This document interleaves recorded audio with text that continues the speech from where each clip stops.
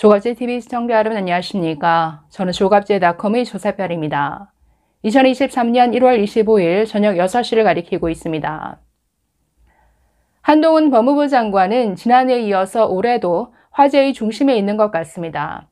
최근 며칠 사이에 쏟아진 뉴스를 보면 한동훈의 패션, 한동훈이 완판시킨 아이템, 한동훈의 여러 가지 취미, 취향 등 갖가지 뉴스가 쏟아졌습니다. 자, 그 중에 흥미로운 기사가 있어서 좀 소개를 해드리려고 합니다. 현재 동아일보에서 법조 팀장을 맡고 있는 황형준 기자가 한 장관에 대해서 아주 자세한 기사를 썼습니다. 자, 제목을 보시면 조선제일검 한동훈 법무장관이 상가에 가지 않은 이유, 자, 이런 제목인데, 자, 이 황 기자는 지난 10년 넘게 국회, 법원, 그리고 검찰을 출입한 기자입니다. 자, 한동훈 장관이 검찰 시절 어떤 일을 했는지, 그리고 인간 한동훈은 어떤 유형의 스타일인지 아주 자세한 내용을 담고 있어서 내용이 아주 제가 재밌게 읽었습니다. 자, 이 기사 내용을 그대로 소개를 해드리겠습니다. 아마도 두 번에 걸쳐서 좀 소개를 해드려야 할 것 같습니다. 자, 읽어보도록 하겠습니다. 자, 첫째, 떡잎부터 눈에 띈 워커홀릭 한동훈. 될성 싶은 나무는 떡잎부터 알아본다는 속담이 있다. 검찰 선배들에겐 한동훈 법무부 장관이 딱 그런 평가를 받았다. 사법연수원에 합격한 뒤 남들은 그동안 공부하느라 놀지 못한 것을 보상이라도 받듯이 음주 가무를 즐기고 마작과 골프 등을 배우기 바빴다는 군 법무관 시절. 강릉 공군 제18 전투비행단에서 근무하던 한동훈은 소속 부대 영관급 간부를 혼자 인지수사해 술해죄로 구속시켰다. 이때부터 검찰 조직에서 한동훈을 눈여겨봤다는 게 한 검찰 출신 변호사의 전언이다. 그는 평검사 시작부터 탄탄대로였다.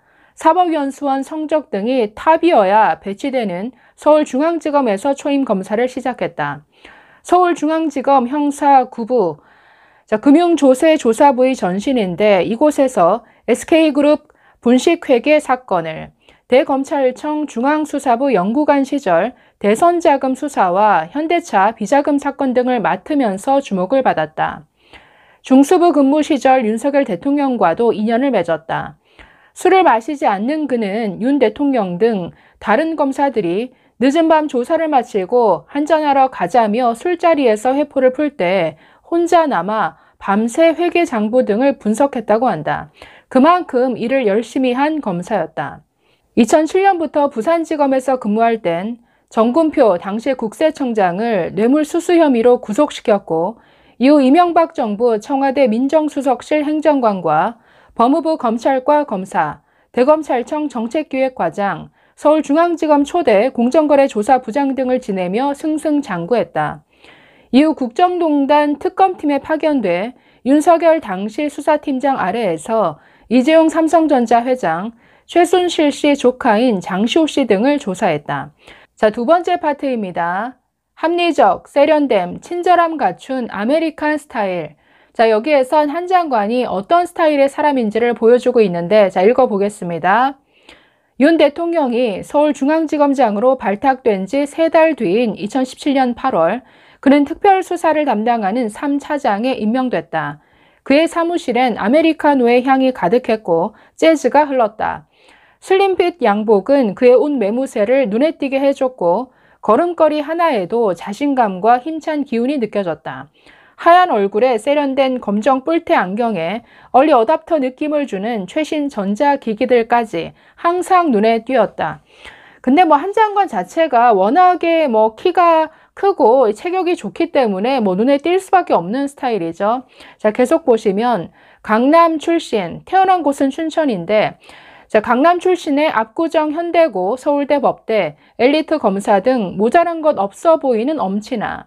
그의 카카오톡 프로필엔 키우는 고양이 사진이 걸려 있었고 취미는 음악 듣기와 독서, 게임 등이었다. 보기 힘든 부류의 검사였다.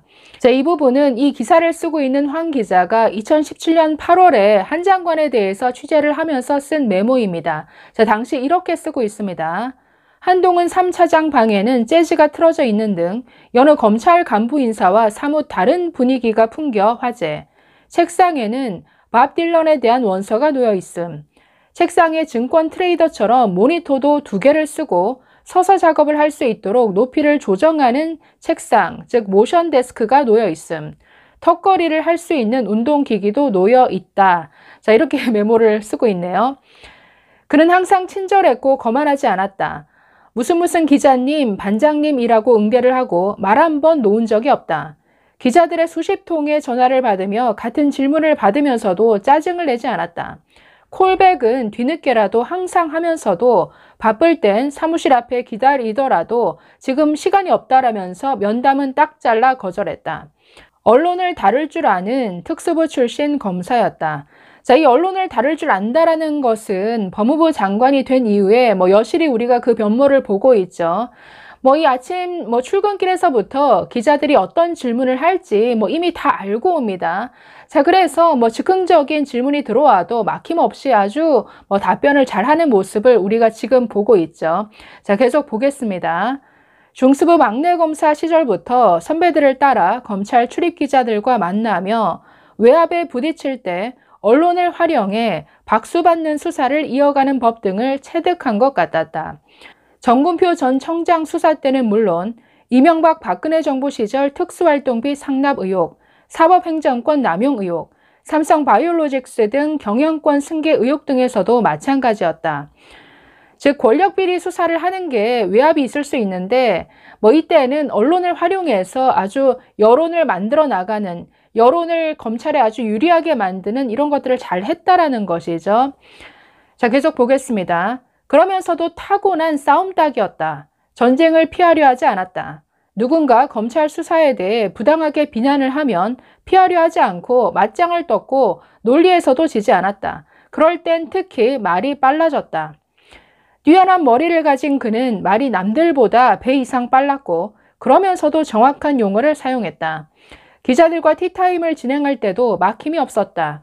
후배 검사들에게도 나이스하긴 마찬가지였다. 머리가 좋아 사건의 디테일을 놓치지 않았고 완벽하게 수사 방향과 맥락을 짚었다는 평가를 받았다. 그러면서도 사심 없이 사건 처리는 엄격했다. 특히 법원을 상대로 한 사법행정권 남용 수사를 지휘하며 뒷말이 많았지만 엄격한 자기 관리로 치우침 없이 사심 없이 본연의 역할을 다했다. 양승태 전 대법원장을 구속 수사하며 입법, 행정, 사법 등 권력을 모두 수사한 전무후무한 사례를 남기고 조선제일검이라는 평가를 받았다. 네, 한 장관이 왜 조선제일검이라는 평가를 들을 수밖에 없는지가 너무나 납득이 되죠. 머리도 좋은데 남들보다 더 성실하고 부지런하고 그러면서도 사심이 없고 자기관리 엄격하고 또 말도 잘하고 언론도 잘 다룰 줄 알고 이러니 조선제일검으로 참 평가받기 마땅하다라는 생각이 듭니다. 자, 3번째 파트입니다. 표적 수사를 아닌 것처럼 포장하는 능력 뛰어나. 자, 읽어보시면 그렇다 보니 검찰 내부에선 지나치게 냉정하다, 냉혹하다는 유의 평가도 있다. 엄친아일수록 누군가는 시기와 질투가 없을 수 없다. 자, 이건 한 장관의 발언입니다. 대학 친구 중에 한 명이 군 법무관으로 근무하다가 죽었다. 부대 동료들과 술을 마시고 새벽 3시쯤 들어가던 길에 관사 문 앞에서 쓰러져 잔 것이다. 5월이었는데 아침에 발견됐다. 그때 바로 비가 와서 저체온증으로 몇 시간 만에 그렇게 된 것. 그래도 그게 부대원들이랑 회식 자리를 하고 죽은 거여서 공상 처리가 됐다. 공상으로 처리되면 혜택이 상당하다. 매월 돈도 200만 원에서 300만 원 나오고 가족들 취업 등 각종 혜택이 많다. 그래서 당시 든 생각이 이거 비리가 많겠다 였다. 자, 친구의 죽음 앞에서도 수사에 대한 생각이 떠오를 만큼 워커홀릭이었다. 전형적인 특수부 검사라는 평가도 있다. 한 검찰 간부는 표적 수사를 표적 수사가 아닌 것처럼 포장하는 능력이 뛰어나다며 검찰이 하는 수사에 표적 수사가 아닌 게 있냐라는 말을 들은 적이 있다라고 전했다. 청와대에서 같이 근무했던 김진모 전 대통령 민정 2 비서관을 국가정보원 특수활동비 수수 혐의로 구속 수사하면서 자신을 키워준 검찰 선배 등에 칼을 꽂았다, 배은망덕하다라는 비판도 받았다. 술을 마시지 않는 취재원은 기자에게 좋은 취재원은 아니다. 늘 맨정신으로 흐트러짐이 없어 속내를 이야기하지 않기 때문이다. 형이어도 형이라 부를 수 없었다. 한동훈은 술은 마시지 않았지만 언론과는 제로콜라와 햄버거 등으로 소통했다. 2019년경 그와 이야기를 하다가 상가를 가지 않는 이유에 대한 이야기가 나왔다. 특히 검찰 출신 변호사들이 선배랍시고 유세 떠는 꼴이 보기 싫어서 안 간다. 가서도 그냥 인사만 하고 나온다. 친하면 뭐 상중에 2번, 3번 가긴 하지만 그때도 인사만 하고 나온다. 나는 술을 안 마시는데 가면 내 이름만 알고 얼굴을 모르는 사람이 많다.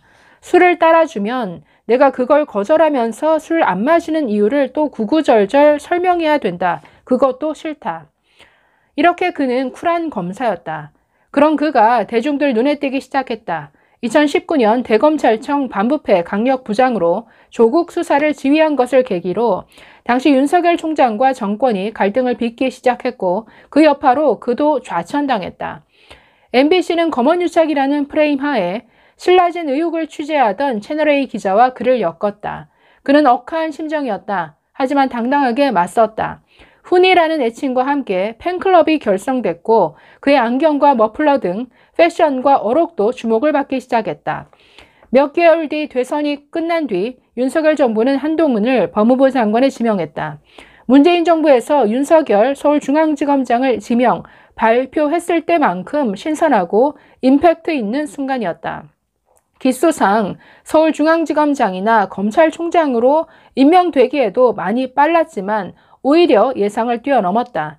그런 그가 이제 정치인의 길을 걸을지 세간의 관심을 끌고 있다. 이제 그는 더 이상 검사 한동훈이 아니다.